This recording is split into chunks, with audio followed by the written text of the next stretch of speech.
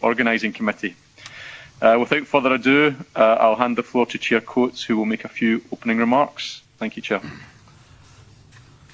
I do this with some reluctance, as I've not been here for the 3 days of the project review. I think most of you would know that I've been accompanying President Bark for his meetings with the Prime Minister, his meetings with Governor Kweke for the honour bestowed on Prime Minister Abe. So I was only here for the last session today, and then what we call the wrap-up session, the summary of the work that was done over the last few days. But just as I got a wonderful impression from our meetings with the new Prime Minister and Governor Kweke of the commitment of the Japanese people, your commitment to deliver these games and your confidence in so doing, just the short time I had at the wrap-up meeting today confirmed to me that all of the work, all of the necessary work and more is being done by the organising committee here. It's being done by the organising committee here, and the outcomes of these meetings, while mostly still evolving, still too early to make finite decisions in many areas. Just as the situation with COVID continues to develop, so too does the situation on rapid testing and the response, some of the countermeasures. But I just got a very strong impression today of your ongoing work, and a very strong impression that you will be ready for when the opening ceremony takes place on the 23rd. So strong impressions, and during this conference, if there are any specific questions, I'll have the benefit of IPC President Andrew Parsons and Games Director Christoph Duby to call on to answer anything more specific than that. But thank you very much, and congratulations, President Mori, on all that you reported in this meeting. Thank you. Thank you, Chair. I now pass the floor to President Parsons. Thank you very much. Good afternoon, good morning here in Brasilia. I'd like to say that since March postponement, is just remarkable to see how much work has gone into replanning next summer's games, and I would like to thank specifically Tokyo 2020, Tokyo Metropolitan Government, and the Japanese government for their continued efforts. I would also like to pay special thanks to the IOC for their support and guidance during what has been a critical and uncertain time for the world of sport and global society. Never before in history has such a level of planning and preparation gone into the organization of a sport event. No stone is being left unturned, as all partners work together to ensure safe, secure, and successful Olympic and Paralympic Games Tokyo 2020. The level of work and commitment by all Games delivery partners will not be in vain. After a terrible 2020, we are determined that 2021 will bring you hope.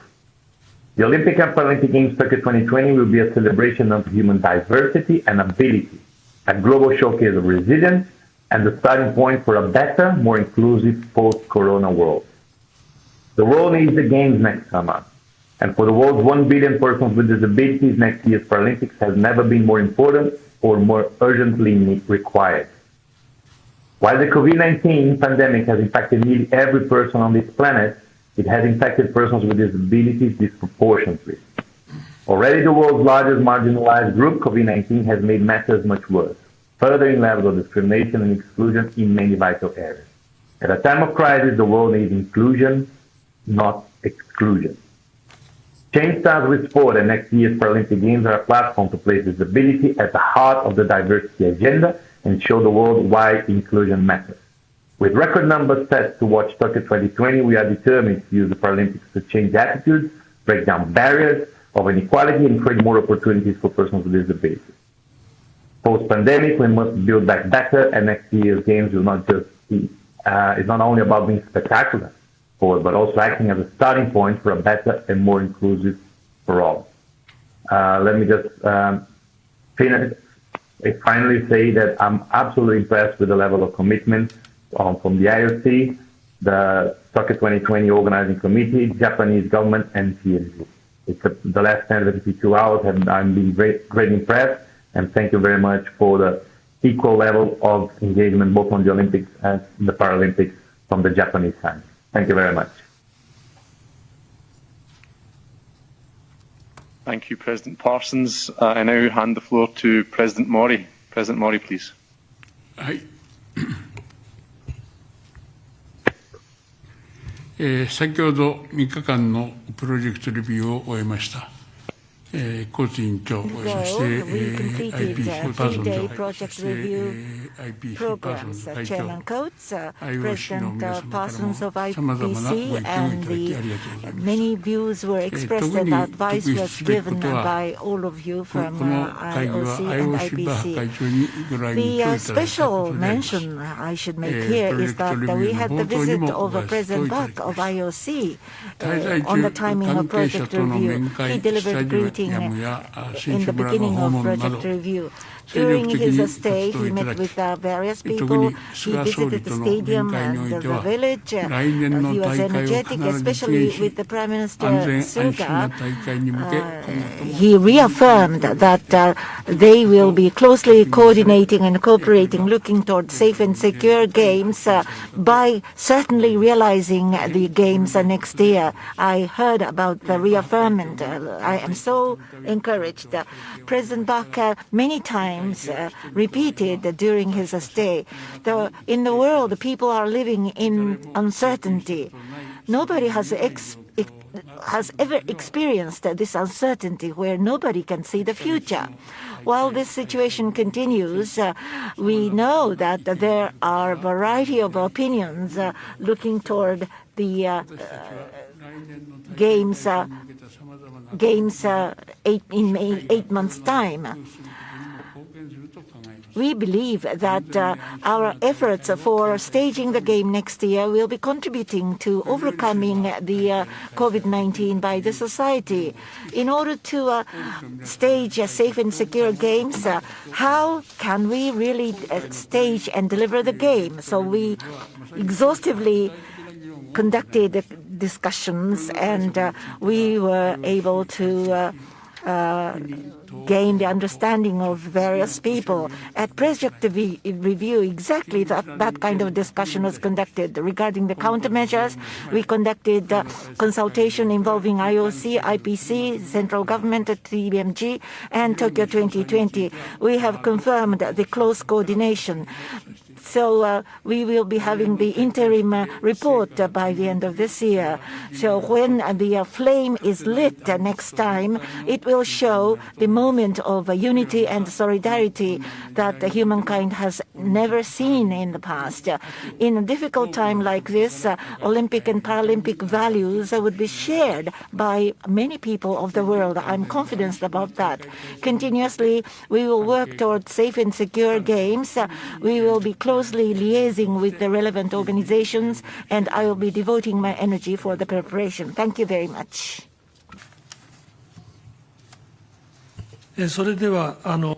Now, for my part, I would like to make an explanation based on what Mr. Mori has just explained.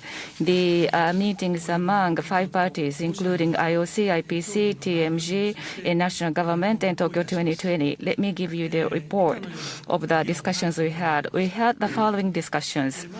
First of all, with regard to entry to Japan of stakeholders of the games, athletes, and also spectators, we had a separate discussion on those groups. But on the other hand, stakeholders of the games, including the media and sponsors and IOC family members, for this group of stakeholders, entry into Japan procedure was discussed. First of all, it is mandatory under the host city contract to be able to enter the country with an accreditation in principle. In case where the work requirement cannot allow for 14-day quarantine, or if they cannot refrain from using public transportation, wouldn't be shouldn't be that added epidemic prevention measures, including screening, testing, and code of conduct, limitation, destination, and movement are required. So we have to consider the need to balance between the work requirement and the COVID-19 countermeasures. Secondly, testing targeting athletes. From the viewpoint of ensuring the safety of athletes, it may be necessary to conduct a certain screening tests for all athletes at a certain interval regularly. So we have to consider the method of screening tests that should be balanced between requirements to conduct tests periodically at regular intervals and those corresponding to the characteristics of competition. Would that be necessary or not? For testing stakeholders, for game stakeholders, a testing metric be formulated taking into consideration based on those who have contact with athletes and situation of the entry condition being discussed, and devise the approach towards testing. A programmatic processing capacity may have to be taken into consideration. And contact tracing, utilization of COCO, for example, health monitoring such as body temperature and interview, and use of location tracing and information regarding tests. In order to capture information more efficiently, perhaps we may introduce mobile apps for sports to organize infection prevention measures for each sport, contingency response, procedures of confirming true positive, identification of close contacts, whether or not close contacts can participate in the competition, operation of the competition in the event of positive test result. These things need to be discussed further going forward. Regarding the Paralympic Games, in addition to the common measures taken for the Olympic Games, Paralympic specific measures will be considered, perhaps. Regarding physical distancing, safety and operational requirements must be compatible, and perhaps we should follow the standards of the host country, Japan, and distance to the athlete should basically be 2 meters, and that of during competition needs to be considered separately, and others should be at least 1 meter, preferably 2 meters. If such a distance cannot be secured by operational reasons, perhaps separate safety measures need to be taken. This is what we are going to consider in this area. With regard to the stadium capacity, we are going to follow the government's rule, government of Japan. And Olympic Village is one of the important points in ensuring the safety of the athletes, as well as implementing various measures. The period of stay of athletes in the village, which is the basis for these measures, is reduced to the extent that it does not affect competitions. It will be possible to lessen contacts and to deal with the situation with sufficient care. From this perspective, in order to shorten the period of athletes' stay in the Olympic Village as much as possible, the timing of entering and leaving the village shall be discussed. So, in terms of the COVID-19 measures output, interim report of the three-party coordination meeting and guidelines to be formed by Tokyo 2020 and playbook to be produced jointly by IOC and Tokyo 2020. There should be consistency among these outputs. So that's the detailed explanation regarding the discussion we just had. As I explained earlier, basically, we sorted out discussion points for the future. And I have raised many question marks for my sentences, as you noticed. So these are the things we are going to consider going forward. It isn't that we came to a conclusion this time. So I would like to avoid any misunderstanding on this point. So we sorted out the further discussion points in our meeting. So based on this, we will continue to discuss closely and coordinate closely among 5 parties, and that was confirmed in our meeting. Based on this discussion this time around, at the 3-party coordination meeting, it will come up with an interim report soon. Thank you. That's all.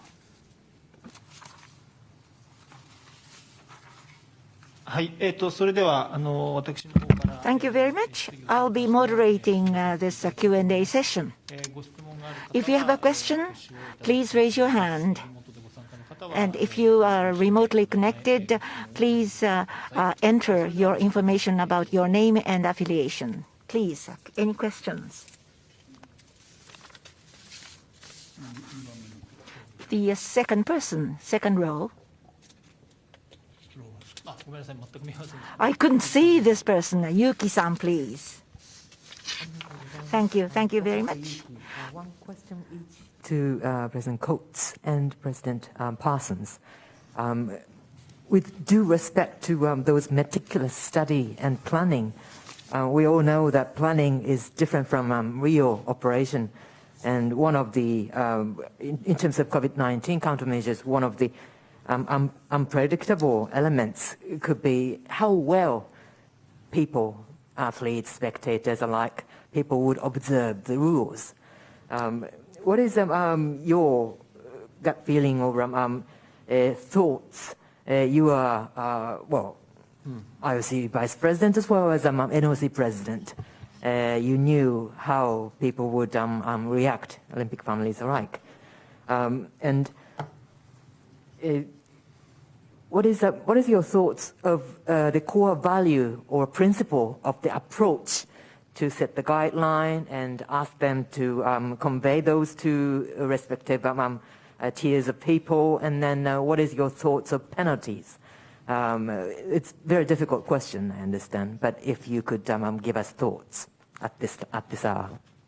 Thank you very much. It's a good question. The issue of complying with rules was something that our Athletes Commission, the IOC Athletes Commission, considered and made it very clear to the IOC Executive Board at the recent joint meeting that they are confident that the athletes would understand their responsibility in this situation, their responsibility to abide by the rules, because the rules are there to ensure their safety. And so they volunteered that to us, and I have no doubt about that. There is a great gratitude, I think, from the athletics, the athlete community, that for all of the work that's being taken to ensure that they can come to the Games, they can have Olympic and Paralympic competition, and I think they'll respect that. I've got no doubt about that. So the other, putting the measures in place, that is ongoing work, as CEO Muto indicated, and particularly I think in this area of athletes stay in the village, the number of athletes isn't going to reduce. They will be the same. But we have to make sure that the Olympic Village is, as Christophe Duvy keeps saying to me, the safest place in Tokyo. The athletes have to have confidence in the safety of that. And we know that there are different periods during the period that the village is open. There are peak periods of accommodation and lesser periods, and we know that, for example, what will happen is many Olympic committees, teams, mine included, is already deciding that we will largely come in 4 days, 5 days before a competition starts. And we've never done this before, but the athletes, once their competition finishes, will have 1 day, 2 days, and then they'll go home. The period of staying longer in a village increases the potential for problems, and so that there'll be that natural decision by the teams, and but the NOCs and the international federations, or the directors of NOC and director of international federations, are looking at preparing some guidelines for everyone so far as this is concerned. But there'll be guidelines. Take a situation where a little country might only have 2 athletes in athletics and nothing else, and they would only be coming in for week 2. But it would be, we want to see the athletes of all 206 nations and the refugee team in that opening ceremony, and I'm sure we can accommodate those smaller teams who might be just coming in to parade and show their flag and the values of the Olympics to which you referred. I think those things can be accommodated as well. But there won't be, you know how the numbers of officials in the opening ceremony is limited to 6. There's been permission granted in recent games for where athletes don't march for you to fill that with officials. The IOC Executive Board's already discussed this, and we won't do that this time. We don't, that's just increasing the problem, potential problem in the ceremony.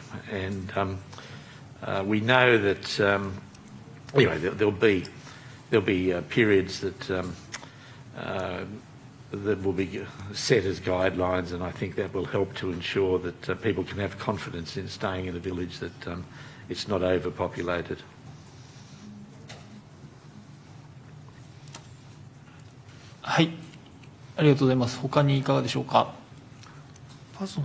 Thank you. Next question. Sorry, President Parsons, please.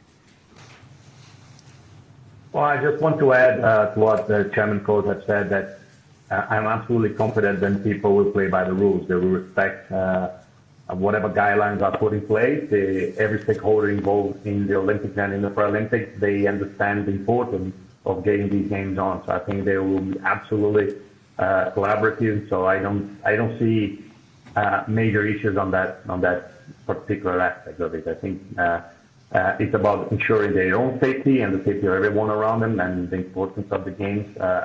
We already had a postponement of 1 year, so I'm absolutely confident that people will play by the rules.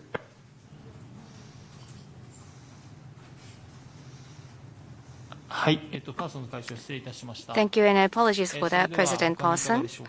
Next question. Hasegawa-san. Kyoto Press, my name is Hasegawa.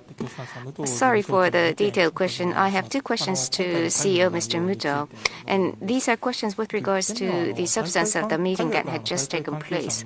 One is the entry into Japan of stakeholders, and if 14-day quarantine or public transport use is not possible due to working requirements. That was mentioned, but at the 3-party council, if people enter into Japan from overseas, waiver of the 14-day quarantine was mentioned, but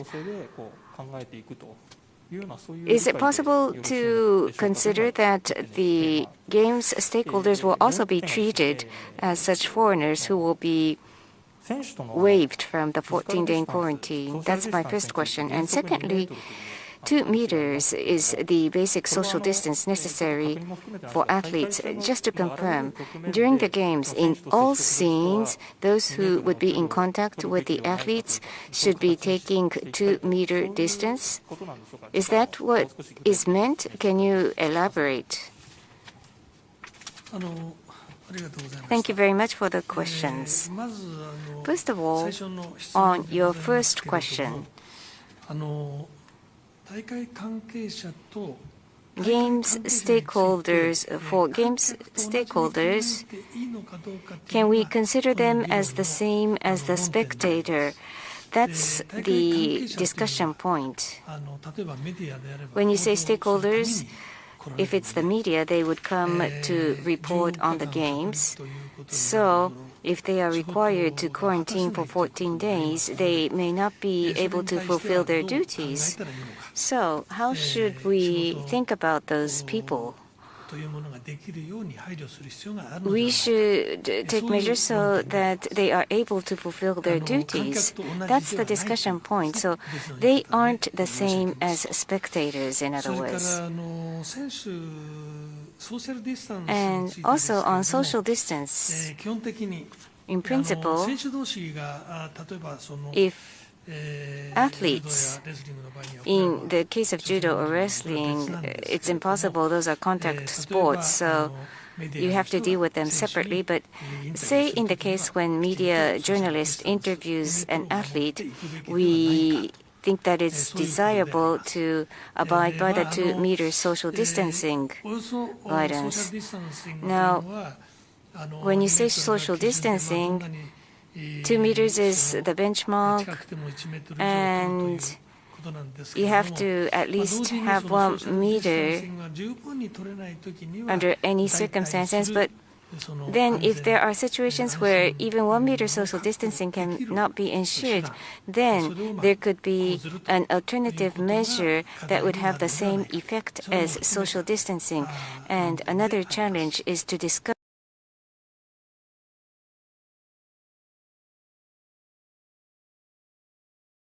been addressed during the current season.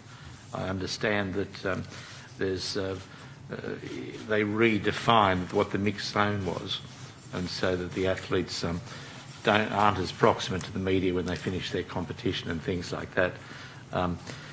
The 2 metres, obviously, as Mr. Muto said, will vary from competition to competition, but also it'll be necessary to give the athletes confidence when they're competing that we're going to have to ensure that there's rapid testing, at least, of the referees who are going to be on the mat with the judokas. So that the athlete has to be confident that not only his or her competitor is COVID-free, but also the officiating referee.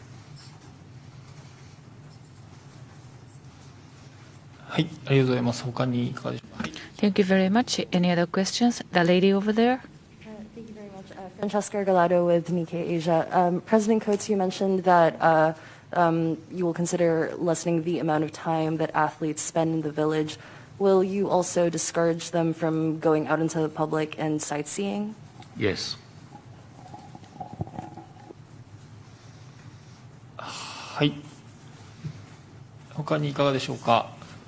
Any other question? Nomura-san.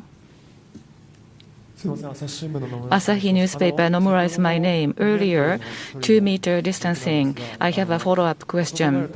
So, as Mr. Coates said earlier, during the opening ceremony and closing ceremony, there is an athlete parade. How are we going to ensure the distancing? I think that is a very important issue, attracting a lot of attention. Mr. Coates, Mr. Mori, what kind of issues have to be considered going forward in your discussion, and how are you going to carry out a discussion on this point going forward? Yeah, we don't want to change the tradition of all athletes having the opportunity to parade at the opening ceremony, and the answer may well be that just as there's going to be very regular rapid testing of the athletes in the village, it may be that we hopefully by the time of the games are able to test the athletes as they enter the stadium or as they enter the tunnel, and give us the confidence there that maybe we can do a bit less as long as they're tested. That could be the answer. But these are things that rapid testing is evolving. I think I've read somewhere that we think we could do 4,000 to 5,000 tests a day of athletes at the moment. Give us 9 months and the progress that's being made there. It may be a quicker solution, and that could be the answer for us.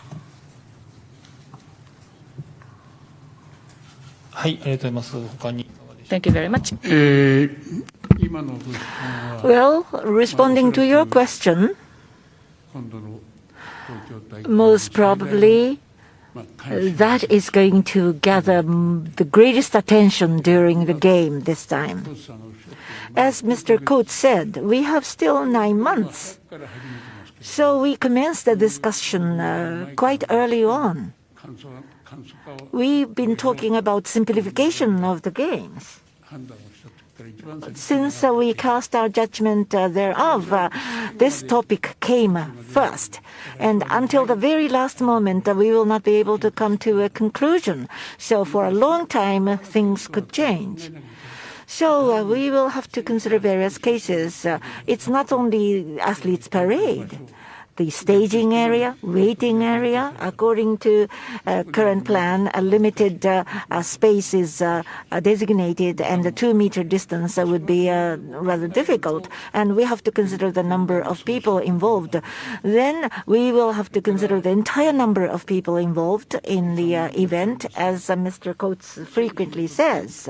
For athletes, the athletes' parade in the opening ceremony is their prerogative. No one can deprive of that right from the athletes. But nevertheless, we have to have safe and secure games. Everybody's making efforts to secure that. So maybe some portion of the patience and sort of sacrifice the athletes will have to have. They have to chip in. We don't have a conclusion. We discussed the various possibilities, but I'd like to stick to this problem. We came up with the simplification, and you may criticize that we will save cost, but 30 billion is the amount. 30 billion? Is it big or bad or small? It's an enormous effort. So various sections came up with cumulative numbers of simplification. But at a glance, it doesn't look great.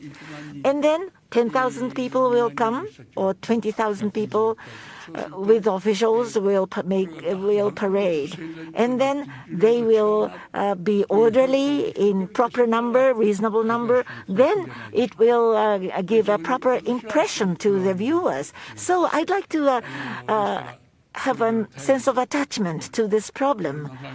So at various aspects, we can envisage various possibilities. So during the conference, I suggested, what about listening to the opinions of the athletes? The athletes are they really eager to participate in the parade at whatever cost? So maybe if their gold medal is at stake, maybe they don't want to participate in the parade. I don't know. So if competition happens immediately after the ceremony, athletes usually don't participate in the parade. So athletes may have different ideas. So through various NOCs, we must make survey of what the true feeling of the athletes. So that is the extent that I can talk about it. It's a similar thing, but I would like to say and supplement what President Mori said. Earlier on, we had the meeting of 5 parties, and I made a report about the sorted out issues.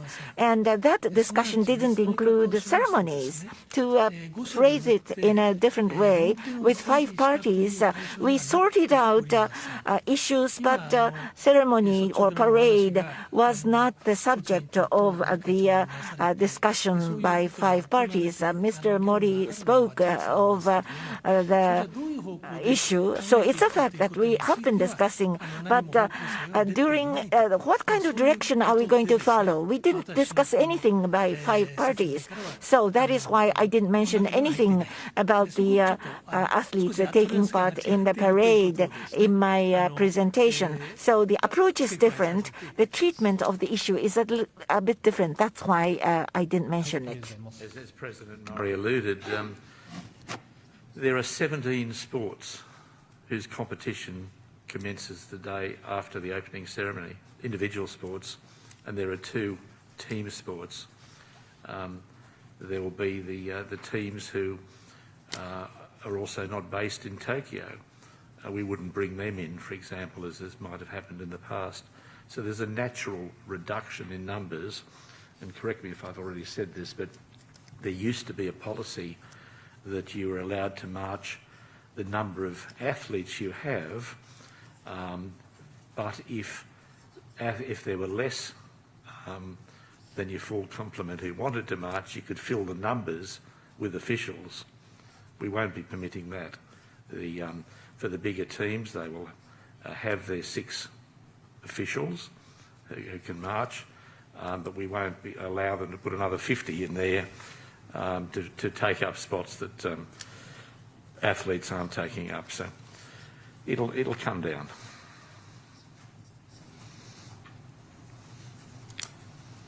Thank you very much. Next question. Bloomberg, Tomisawa. I have a question to President Mori. You mentioned interim report. Sorry, no. This question is addressed to CEO Mr. Muto. You said discussion will continue so that it would lead to interim report. What would be the timing of that interim report?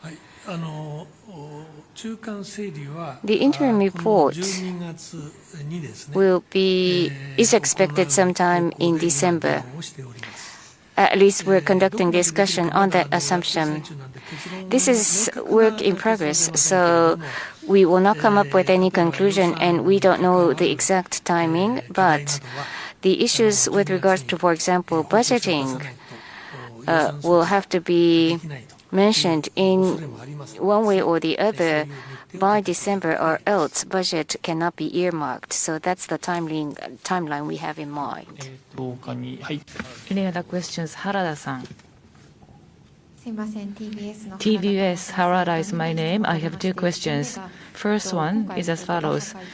President Bach came to Japan. On that occasion, when vaccines will be available, IOC will bear in the cost, he said. So on this issue, was there any discussion regarding vaccine in the meeting this time around? If that was not discussed, then of course the vaccines have to be developed and then have to be purchased or have to be made available. So IOC as an organization, how do you have a timeline or schedule for discussion of the possible availability of vaccines for athletes and others? The IOC is continuing to monitor the development of vaccines. I've heard there may be as many as 9 possibilities, and if they become available, it will be the IOC will assist the athletes from poorer countries who mightn't have access. It may also assist athletes in other countries. Some countries will obviously prioritise, if they have access to a vaccine, health workers, aged people, all of those higher categories than athletes. And it's in our interest, though, to make sure that if a vaccine's available, we make it available to athletes, and that reduces the potential problem that we have. But it's a combination of the vaccine and not everyone will take the vaccine. There'll be some people who, for different beliefs, don't want to. We'll be encouraging them to do it. But it's the vaccine, the combination of vaccine and rapid testing, which we are closely following the development of the evolution of those matters. If it happens, it'll make for a much safer games.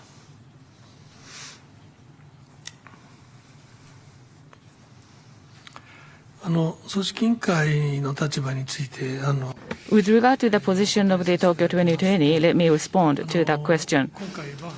This time, President Vaccine talked about the vaccines, he made emphasis on vaccines. If vaccines will be available, what would happen? And I think, as you know, he said several things, as have been reported. So if the vaccines are developed and IOC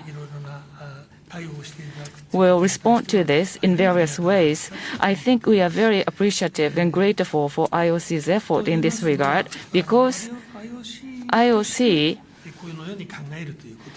has a certain position.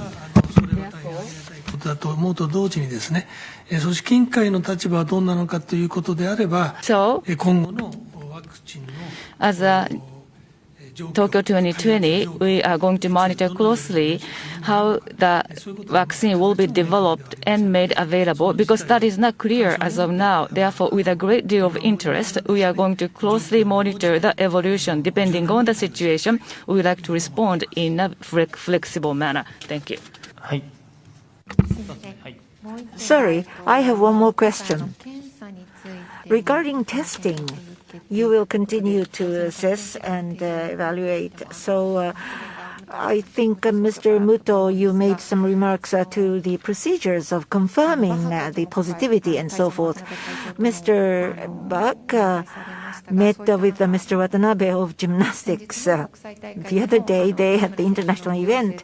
Mr. Uchimura showed a false positive. So the number of cases until you confirm positive cases, did you discuss procedures and the frequency? Of course, you are still in the midst of discussion. Can you talk about it? Well, what I said earlier on, the testing for athletes, is it only once? One test is good enough. We experienced the false positive case, so several times test could be conducted. That's an idea. So concretely, how do we go about it? We want to consider it specifically. So we will have the exhaustive test, and we will have the regular test. We will have the combination of these. So we would like to finalize how we go about the testing. Depending upon the competition, nature of competition, in the case of gymnastics, it's a solo performance. You do it by yourself. But there is a combat sport, and there is a team play. So there are various qualities of competitions. Bearing those in mind, we would like to consider how to go about the testing procedures. How many questions are there amongst those who are physically in the meeting room? Then you have the floor. Please go ahead. Good evening, everyone. My name is Carlos Gil from TV Globo Brazil. Every country now is in a different moment of the pandemic. We don't know how it's going to be in a few months, but of course it affects the preparation of each athlete.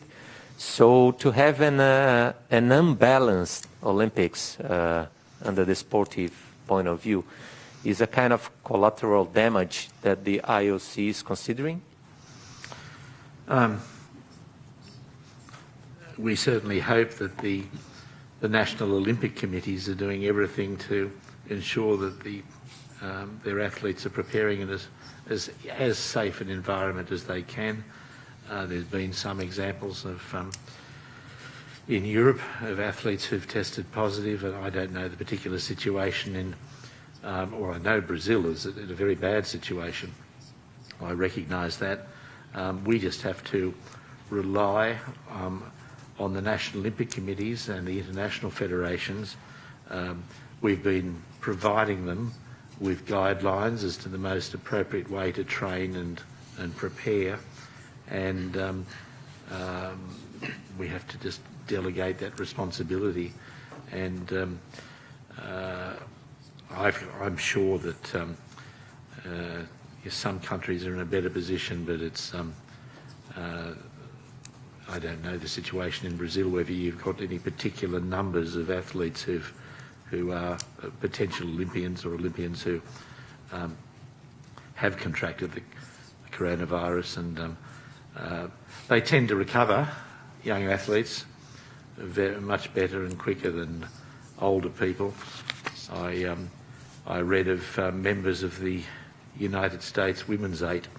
A number of them contracted coronavirus a few months ago, and they recovered, and instead of training in an 8, they were training in single sculls with the appropriate distancing and those sorts of things to manage. So we can only rely on the NOCs and can only continue to provide them with best practice advice. はい、その後ろの男性の方、はい。The person in the back. NHK Saruwatari is my name. I have a question to Mr. Coates. Regarding the vaccine to be encouraged to be taken by athletes, in order to raise safety, with IFs, how are you going to liaise and coordinate with IFs in order to have athletes willing to have vaccination? If that vaccine becomes available, then I think that the IOC and the International Paralympic Committee have indicated the same. They'll be using athlete role models to encourage other athletes to take the vaccine for the safety of the participation here in the Games. And so you can expect there'll be a campaign involving the Paralympic Committee and the IOC with leading athletes encouraging the use of vaccine. And that also will be of benefit for the general community. I think that athletes have a part to play in this, in encouraging not just athletes, but others to accept the vaccine and use it. So, there'll be some cases where they won't, but I think we can play a role there in encouragement. はい、ありがとうございます。お時間あと7、8分ですけど。We have 7-8 minutes left. I'd like to accept the questions online. For Mr. Coates, of course, you've been consumed by this project in close cooperation with your Japanese partners for a long time now, and probably have gone through most details and contingencies. However, what, if anything, did you discover and learn from this visit to Tokyo that maybe you were not aware of prior to this trip? What specifically are the biggest challenges and concerns moving forward? And finally, what did President Bach do today from around the rings? We'll answer the last one first. President Bach and myself, we had some meetings with our Japanese top sponsors. Also, he had a meeting with the people preparing the film, the official film, and then he left around midday today. As to what's been learnt here, look, as I said, I didn't sit through the 3 days on this occasion, but I certainly got an impression that there was massive detail addressed, and I particularly was impressed, just in the one session I was in, with the contribution of the government representatives, the national government and the Tokyo municipal government, because of course they are looking at, they've looked at all the worst case scenarios, and now they're looking at all the potential countermeasures to create the playbook of tools that we can use. And it was the first time I met these folk who are involved in fortnightly meetings or whatever, and I did go over and thank them very much. The quality of their work and the detail that they're getting into, and I'm saying this in generalities, was very, very impressive. I don't know, Christoph, was there anything new that came out and hit you on this trip? You're doing this by remote, and similarly, Andrew, was there anything particular? Andrew, you want to start, and I might add at the end.